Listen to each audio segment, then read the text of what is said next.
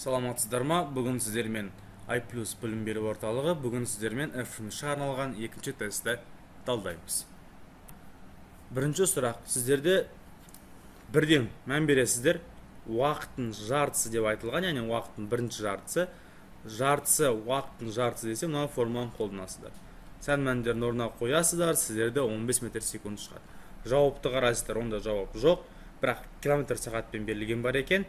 Әне біз 15 метр секундта айналдырамыз километр сағатқа. Ол үшін 3,16-ға көбейтеміз.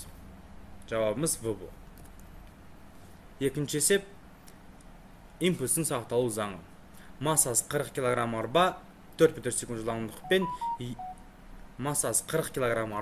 4 метр секунд жылдамдықпен 2 метр секунд жылдамдықпен келе жатқан салмағы 60 кг арбаға қозғалып соғылады екен. Біздің соққымыз серпімсіз, арбалар қандай жылдамдықпен қозғалады дейді. Бұл кезде біз бірден импульстің сақталу заңын еске түсіру керек. Мына жерден бірден біз табу керек, кімнің импульсы көп, кімнің импульсы аз екен.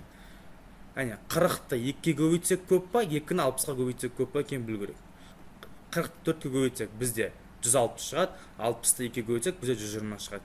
Мына дененің импульсы көп, сол үшін біз сол дененің қозғалып бартқан бағытымен X ойсын бағыттаймыз. X ойысымен бізде қай жылдамдық бағытталған, соның импульсы бізде плюс болады. Мына жақта бізде P1 деген бар, мына жақта бізде P2 деген бар. Соққы серпімсіз десе, екеуінің массасы бір-біріне қосылып, және бізде ортақ бір импульс болады. Бізде P1 деген M1 V1. Қарасаңыздар, мынау жылдамдық X-ке қарама-қарсы үшін бізде минус болады. Тең болу керек, екеуінің массасы бір-бірінен қосылады, жалпы жылдамдық болады. Ол үшін жалпы жылдамдық табасыздар. Сан мәндерін орнынан бірден қоясыздар. Жауабыңыз сіздерде 0,14 метр секунд шығады. Үшінші есеп. Бұл жерде бізде массалары бірдей парафин мен күкірт қышқылы берілген. Күкірттің тығыздығы бар, және бізде парафин тығыздығы бар. Массалар бірдей дейтін болса, мынаны шарт болатын болса, бізде мынандай формуламыз бар. Осы формуланы қолданамызда, сан мәндерін орнына қойып есептейтін болсаңыздар, сіздерде 1,17 грамм сантиметр куб шығады. Төртінші есеп.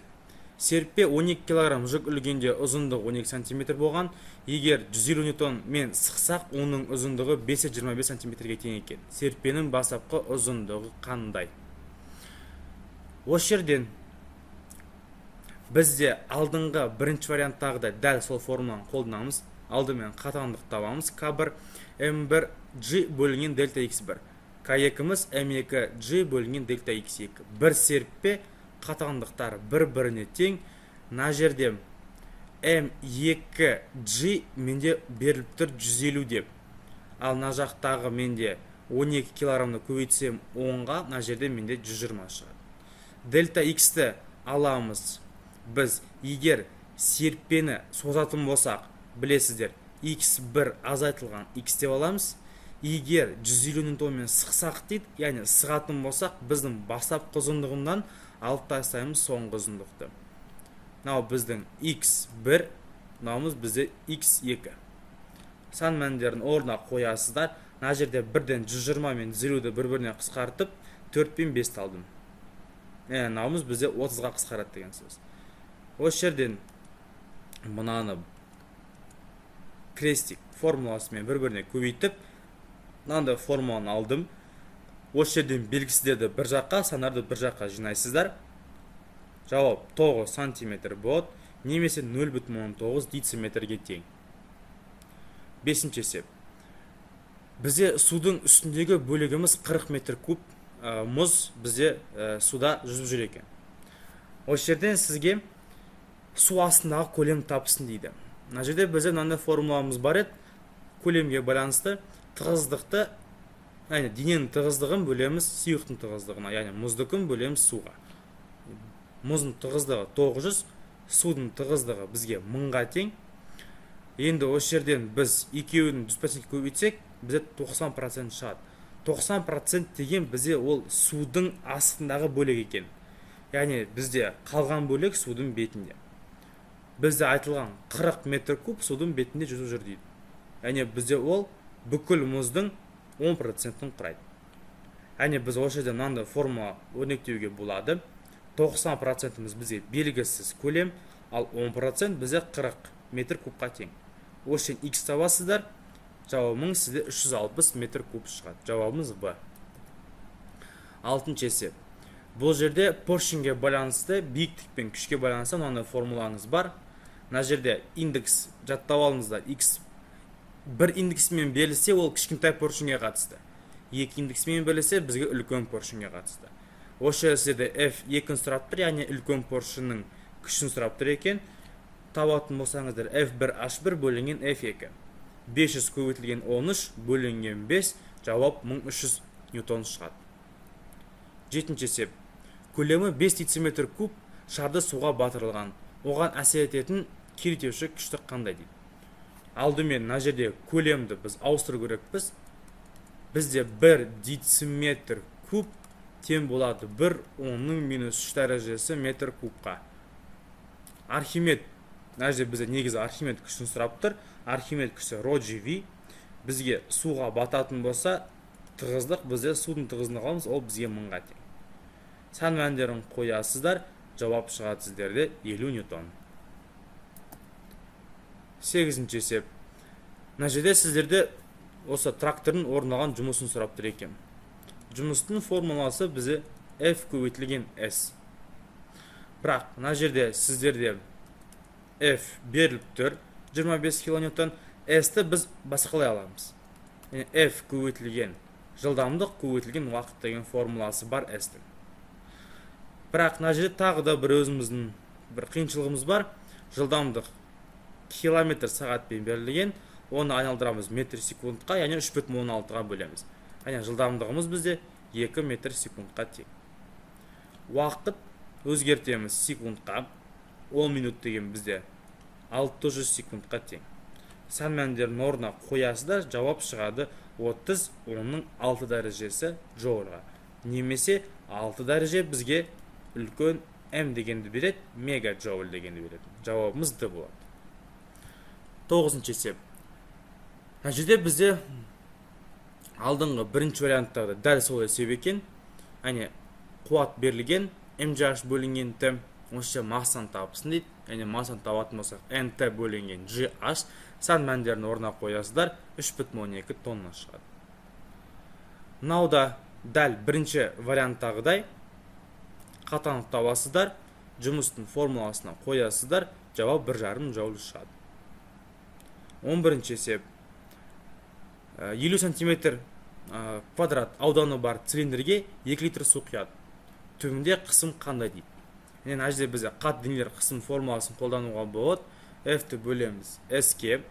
Мына жердегі сантиметр кубты біз өзгерту керекпіз метр кубке. 1 сантиметр куб 1 көбейтілген 10-4 дәрежесі метр кубқа тең. Яғни салмағымыз бізде судың салмағын алу керек.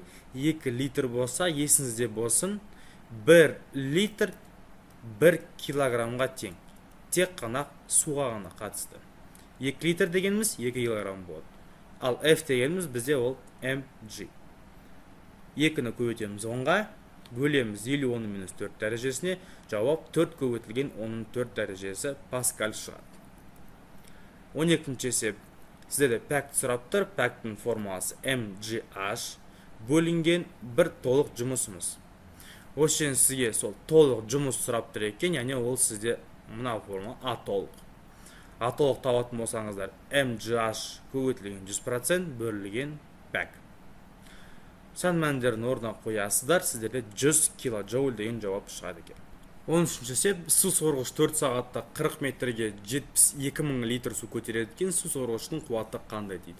Қуаттың формуласы бізде жұмыс бөлінген уақыт. Мына жерде жұмыстың формуласы mgh болады. Мына жерде ескеріңіздер, алдыңғы есепке кеткен 1 литр су сізге 1 килограммға тең. Яғни 72.000 литр 72.000 килограмм болады. Сан мәндерін орнына қоясыздар. Мына жерде 4 сағатты айналдырасыздар секундқа. 1 сағатта 3600 секунд бар, яғни 4 сағат десе соны 4-ке көбейту керекпіз. Есептейсіздер, 2000 ватт шығады. 14-ші есеп, темірден жасалған зат суға батырғанда 120 ньютонға жеңілдейді дейді.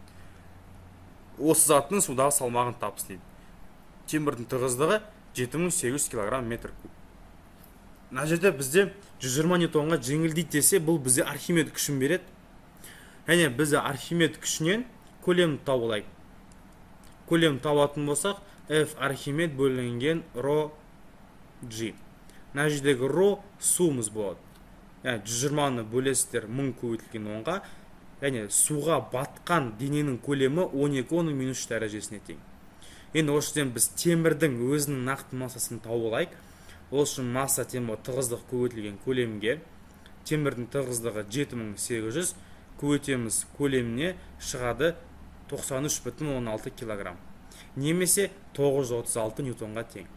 Енді судағы салмағын табу үшін, мынау бізде 936 деген ауадағы салмағы, судағы салмағын табу үшін ауадағы салмағынан алып тастаймыз Архимед күшін.